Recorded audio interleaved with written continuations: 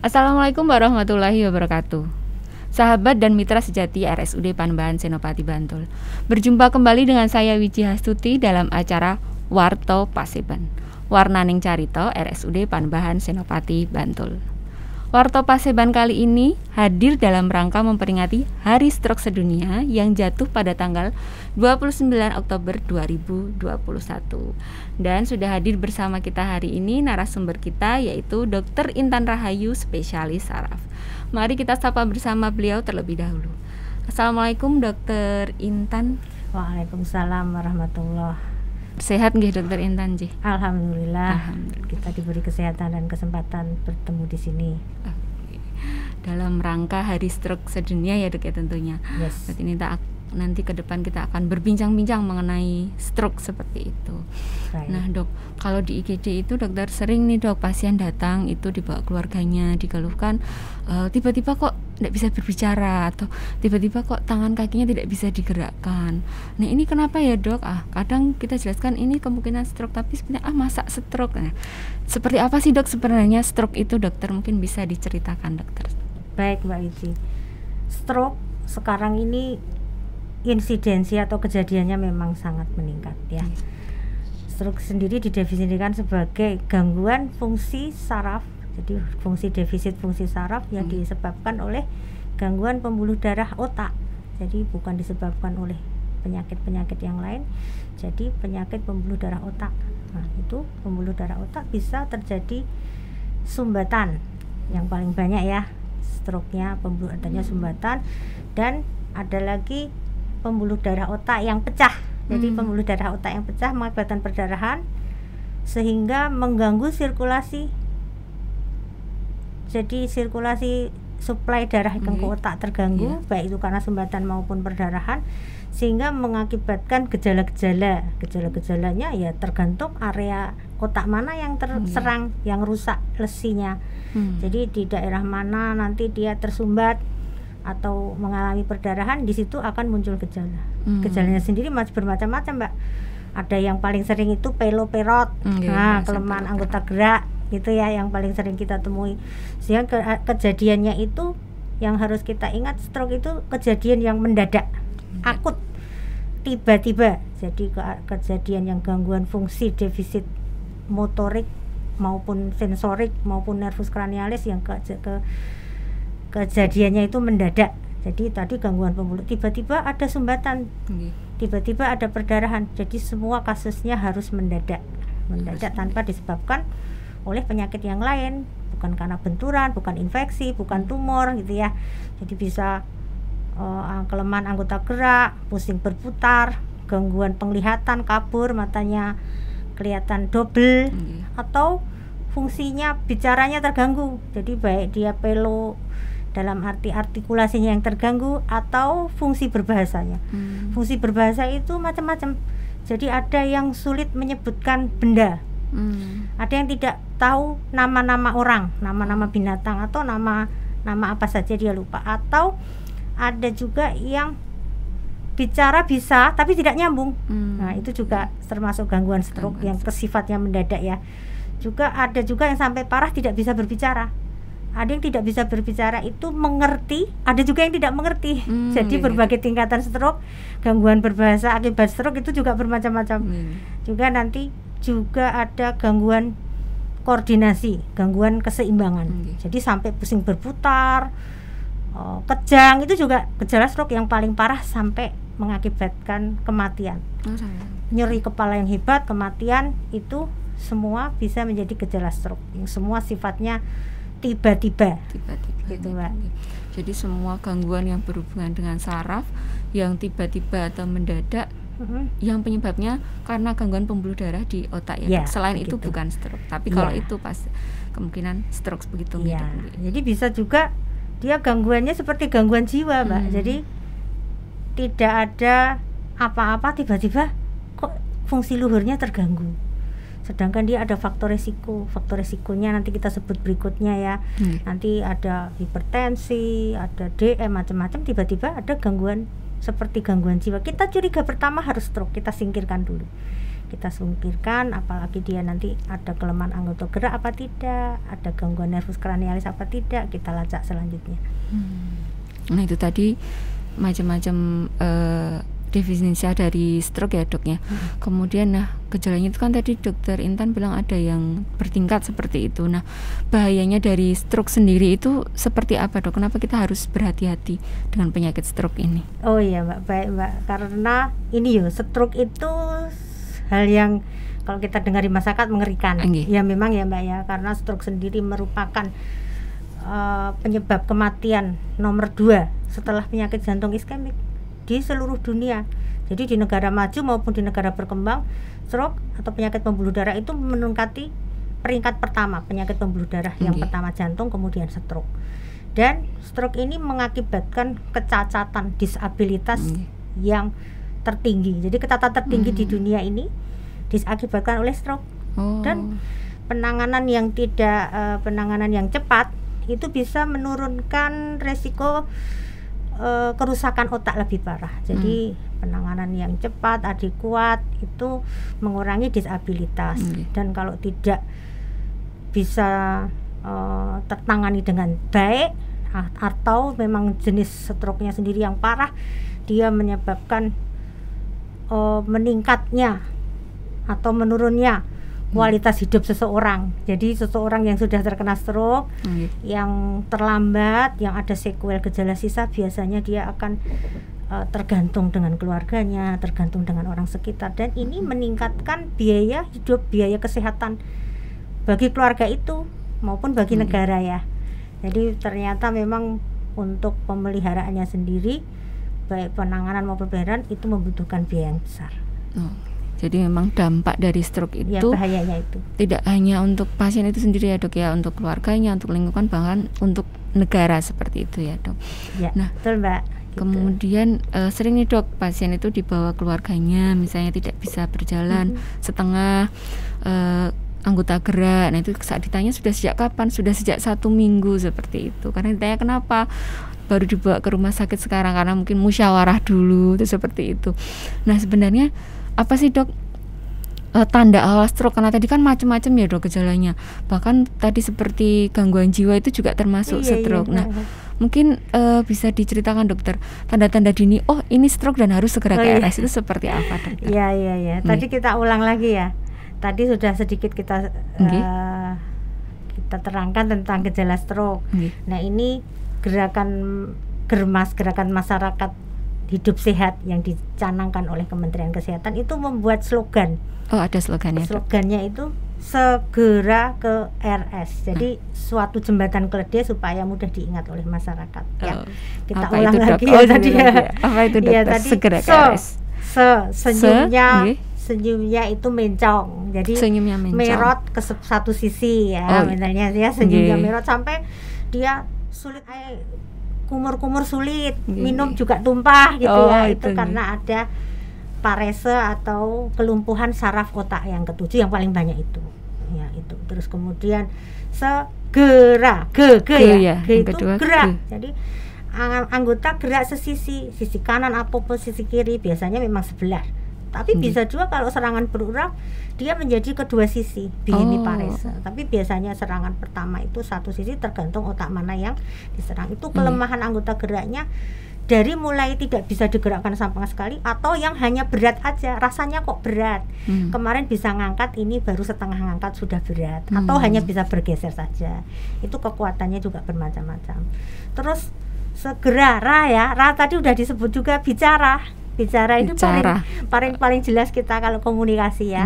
Jadi bicaranya pelo itu juga parese nervus 12. Jadi pelo itu di gangguan mengucapkan, gangguan artikulasi.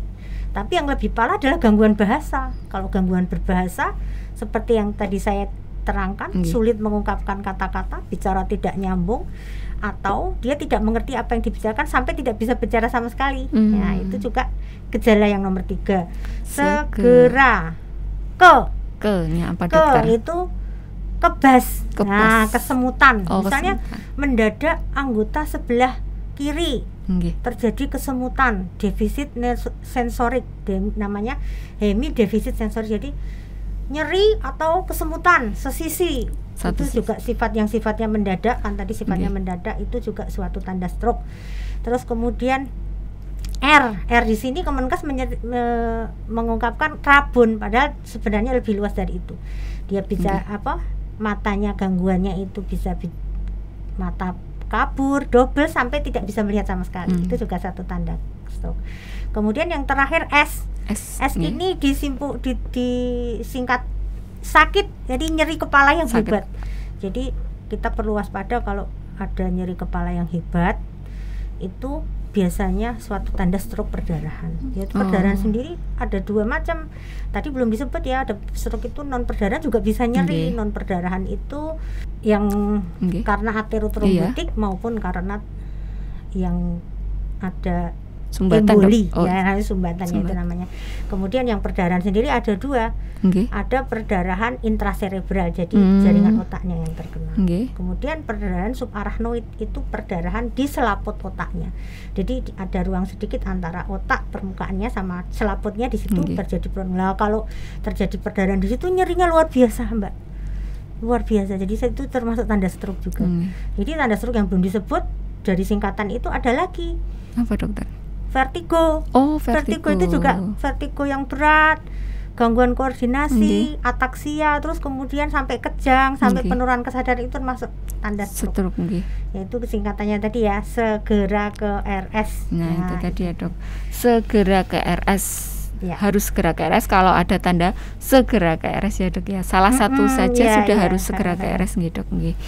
Nah, kemudian Dok, tadi kita sudah dijelaskan ya, Dok ya, bahayanya dari stroke itu apa, kapan harus segera ke RS tadi. Nah, kemudian kadang ini ada, Dok, keluarga pasien itu yang menanyakan, ini orang tua saya atau simbah saya kok stroke, saya biar tidak terkena stroke harus bagaimana ya, Dok? Gitu. Takut kalau misalnya terkena stroke juga seperti itu, Dok. Nah, itu Mbak Wici yang paling penting ya, karena penanganan kesehatan itu ada promotif, preventif, kuratif maupun rehabilitatif ya.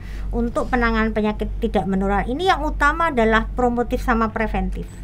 Karena rehabilitatif dan kuratif itu memerlukan biaya yang besar sekali ya. Jadi kalau bisa jangan sampai terserang. Kita semua masyarakat sehat, jadi kita harus melakukan gencar promotif sama preventif. Nah, ini pemerintah melalui Germasnya mempunyai slogan lagi nih. Apa, Gerakan Masyarakat Hidup Sehat yang Kemenkes canangkan itu. Singkatannya CERDIK. Ya, sebenarnya kita itu stroke itu ada faktor risiko. Faktor risiko itu ada yang bisa dikendalikan, ada yang tidak bisa dikendalikan. Yang tidak dikendalikan itu seperti umur, jenis kelamin. Lah kita kan tidak tahu kita umurnya makin tua makin mudah terserang stroke. Nggak bisa, orang tuh makin lama makin tua, itu udah pasti, itu sunatullah ya, orang sudah makin lama. Terus jenis kelamin juga tidak bisa dikendalikan. Yang bisa dikendalikan itu apa? Gaya hidup. Gaya hidup itu seperti kebiasaan, berat badan mengendalikan, merokok, terus kemudian alkohol itu kebiasaan. Juga mengendalikan penyakit-penyakit bawaan apabila sudah mempunyai faktor risiko, penyakit-penyakit kardiovaskuler lainnya, DM, diabetes mellitus, gula ya, masyarakat yang umum bilang gula itu DM itu paling tinggi penyebab stroke. Kemudian hipertensi kalau punya hipertensi ya dikendalikan tensi, kurangi asupan garam, exercise. Terus kemudian ya penyakit yang lainnya. Juga ini sekarang ada tambahan masa COVID ini ya. Penyakit COVID ini juga termasuk mengakibatkan kenaikan viskositas. Jadi semua penyakit yang menyebabkan kekentalan pembuluh darah itu juga menjadi faktor risiko stroke. Jadi bagaimana kita tetap prokes ya. Nanti kalau COVID kemarin bulan Agustus itu kita meledak, COVID Juli Agustus itu, dan itu banyak sekali pasien COVID yang jadi stroke. Nah, itu karena peningkatan viskositas. Di situ kita juga termasuk faktor risiko. Nah, ini pemerintah ada slogan lagi nih, Mbak, yang tadi segera ke RS ini CERDIK singkatannya. Jadi ada jembatan keledai yang harus kita hafalkan. Tapi belum masuk COVID itu, soalnya ini dibuatnya belum ada COVID ini. Ya, CERDIK itu apa? C, cek kesehatan berkala. Nah, untuk kita yang umur 40, Mbak Wici belum 40, saya sudah 40 tahun. Itu paling setahun kita harus ngecek. Oh, iya. Jadi kita tahu faktor risiko. Kalau kita punya faktor risiko dan dikendalikan, punya DM yo, makannya diatur, dietnya, obatnya diminum agar supaya tidak terlalu hiperglikemia, tidak terlalu tinggi, tidak menyebabkan viskositas yang meningkat, jadi menyebabkan stroke. Terus yang kedua, cerdik ya, E-nya itu disingkat oleh Germas itu enyahkan rokok, enyahkan asap rokok ya. Jadi asap rokok itu baik pasif maupun aktif ya, terutama itu sudah studi membuktikan bahwa lebih banyak mengakibatkan penyakit aterosklerosis. Perdarahan juga ada. Jadi memang lebih banyak mudorotnya daripada manfaatnya. Tapi yang masih mau merokok ya monggo. Resiko ditanggung sendiri ya, Dok ya. Iya, begitu Mbak ya. Terus kemudian rajin exercise. Nah, exercise atau olahraga yang rutin ya. Jadi kalau kita jangan malas bergerak, jalan kaki, naik tangga, pokoknya apa yang kita makan jangan sampai, ya kalau bisa defisit nggak apa-apa, jadi yang kita makan kalorinya terbakar oleh dengan exercise. Cerdik diet yang sehat dan seimbang, kita nggak harus banyak sayur, ya pokoknya seimbang itu artinya tidak berlebihan untuk glukosenya, tidak berlebihan untuk gula ataupun lemak gitu ya. Cerdik jadinya istirahat yang cukup. Ini juga relatif. Istirahat itu kalau cukup kita 4 jam aja, kalau kualitas sudah cukup ya 4-8 jam. Yang penting kita kualitas, badannya tetap dijaga, dan yang paling penting ini yang terakhir. Apa, Dokter? Kelola stres. Itu. Stresnya macam-macam, tiap orang manusia hidup akan selalu ada stres fisik maupun psikis, dan itu sangat mempengaruhi sistem saraf. Gitu, Mbak. Apalagi kita kemarin habis pandemi ya, Dok ya. Stresnya ini kemungkinan meningkat sebenarnya. Boleh stres tapi jangan berlebihan seperti itu ya, Dok.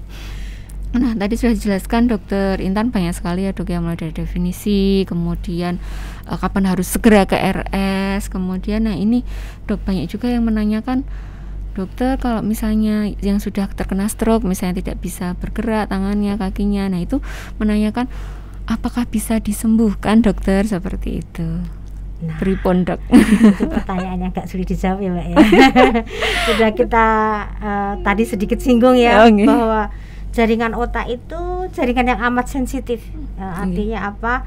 Dia gangguan supply atau gangguan supply itu dia makanan, sari makanan maupun oksigen yang dibawa oleh pembuluh darah itu misalnya terganggu. Beberapa menit saja dia akan bisa menyebabkan kematian. Nah, ini waktu emas ya, kadang-kadang kalau belum sampai 4 jam, daerah yang hampir mati tadi ya, sebenarnya udah mati, sudah tidak bisa, tangannya nggak bisa diangkat, tapi daerah itu masih bisa diselamatkan, namanya daerah penumbra. Nah, ini waktu emas ini benar-benar harus dapat ditempuh, karena supaya tidak bisa diharapkan masih bisa reversible. Nah, karena kebanyakan kita itu membawa ke rumah sakit itu sudah terlambat, dan memang jaringan otak itu jaringan yang kalau rusak tidak bisa irreversible, tidak bisa kembali. Beda sama kakinya lumpuh karena patah tulangnya disambung bisa jalan. Nah, kalau ini karena otaknya yang rusak, bukan kakinya yang nggak bisa diangkat ya. Jadi berbedanya di situ. Jadi waktu emas ini sangatlah berharga, karena kalau sudah terjadi kerusakan di otak itu kecacatannya permanen. Dan kenapa tetap harus berobat? Iya, karena kalau orang sudah terkena stroke, dia akan menjadi faktor resiko mudah terserang stroke yang kedua, ketiga, dan seterusnya. Karena berarti faktor risikonya kan ada. Jadi tujuan yang utama penanganan yang adekuat, kalaupun sudah lewat masa akutnya, kita kelola faktor risiko agar tidak terjadi serangan ulang, tidak terjadi pemberatan, komplikasi yang akibat dari stroke itu sendiri. Baik, jadi meskipun sudah terkena stroke harus kontrol rutin ke polisaraf ya, Dok ya. Nanti kalau sudah stabil biasanya dikembalikan ke puskesmas. Gitu. Baik, Dokter. Wah, ini tadi udah bincang-bincangnya sangat lengkap sekali, Dokter, mulai dari definisi stroke, kemudian kapan harus segera ke RS dan bagaimana penanganannya sampai apa yang harus dilakukan kalau sudah terkena stroke. Mungkin terakhir nih Dok, mungkin ada pesan kesan dari Dokter Intan untuk sahabat dan mitra sejati RSUD Panembahan Senopati sekalian dalam rangka Hari Stroke Sedunia seperti itu Dok. Monggo Dokter. Dalam rangka Hari Stroke Sedunia ini Perdosi dengan rumah sakit, nah itu menghimbau juga pada masyarakat supaya lebih memperhatikan secara komprehensif ya, ini dengan mengetahui gejala stroke diharapkan bisa mencegah terjadi perberatan, pemburukan yang lebih berat. Jadi bagaimana kita mengetahui gejala stroke dan segera membawa ke RS. Jadi upaya promotif dan hidup sehat ini supaya semua melakukan secara berkolaborasi, saling dukung-mendukung agar terjadi pengurangan insiden stroke. Ya, kalau udah terjadi ya bagaimana supaya terjadi dapat penanganan segera, karena waktu emas kan kita temanya sekarang ini waktu emasnya itu supaya kita bisa mendapatkan penanganan terbaik itu kurang dari 4,5 jam. 4,5 jam itu dari pasien ada keluhan sampai dia mendapat tertangani. Jadi paling enggak di rumah itu dibawa ke rumah sakit sebelum 2 jam. Karena begitu di rumah sakit dokter masih melakukan asesmen, memerlukan pemeriksaan, kemudian ditambah pemeriksaan penunjang dan lain-lain untuk menentukan keputusan mau diapakan, itu waktunya kita perkirakan 2,5 jam. Jadi sebelum 2 jam ada gejala-gejala yang 6 tadi segera ke RS tadi. Diharapkan kalau ada punya saudara, teman atau keluarga yang mengalaminya tidak langsung enak-enakan, tidak langsung santai-santai. Jadi harus buru-buru. Memang ini stroke itu suatu hal yang gawat darurat. Harus segera mendapatkan penanganan yang spesifik oleh yang berkompeten gitu ya Mbak ya. Jadi untuk menyelamatkan waktu emas ini dengan mengetahui gejalanya dapat memperoleh tindakan yang komprehensif. Gitu Mbak ya, yang terutama juga mencegah tadi. Jadi mencegah terutama kalau sudah tahu ya segera dibawa ke rumah sakit. Itu tujuan kita pada masyarakat semua. Jadi dicegah dengan cerdik dan jangan lupa segera ke RS ya Dok ya. Iya betul. Baik, terima kasih Dokter Intan untuk waktu dan sharing ilmunya hari ini Dokter. Semoga Dokter Intan dan keluarga sehat selalu nih Dok. Amin ya robbal alamin. Terima kasih Mbak Wici, demikian juga Mbak Wici dan semua yang menyaksikan video ini. Amin. Sehat semua. Amin Dok. Dan sampai jumpa nih Dok di lain kesempatan tentunya dengan Dokter Intan. Ya. Nah, sahabat dan mitra sejati RSUD Panembahan Senopati Bantul. Demikian tadi Warto Paseban hari ini bersama Dr. Intan Rahayu, spesialis saraf. Semoga bermanfaat untuk sahabat dan mitra sejati Panembahan Senopati Bantul sekalian. Saya Wiji Hastuti mohon maaf jika ada salah kata. Sampai jumpa di lain kesempatan. Jangan lupa segera ke RS. Selamat Hari Stroke Sedunia. Saya Wiji Hastuti undur diri dan wassalamualaikum warahmatullahi wabarakatuh. Waalaikumsalam warahmatullahi wabarakatuh.